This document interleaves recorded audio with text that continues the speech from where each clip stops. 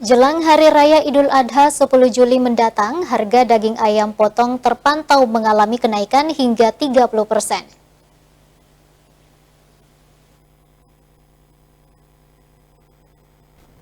Kenaikan harga ayam potong jelang Lebaran terpantau di kawasan pasar tradisional Pabaeng-Baeng, Jalan Sultan Alauddin, Kecamatan Tamalate, Kota Makassar.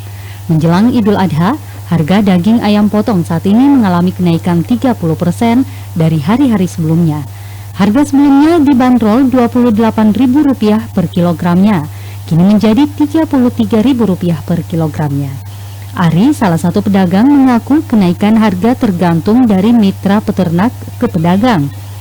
Ia menambahkan tingginya harga ayam potong tidak mempengaruhi penjualan. Itu harga sebelumnya berapa, Bang? 28 per kilo. Kalau sekarang 33. oh 33. Itu naik berapa? Yang naik 30%. 30%. Oke. Terus setiap hari berapa penjualannya? Tergantung dari sekian, kalau aku saya mesti 200 ekor. Untuk menghindari kerugian, para pedagang enggan melakukan stok lantaran harga tersebut akan mengalami kenaikan jelang Hari Raya Idul Adha. Rusmawandi Rara, Slebes TV.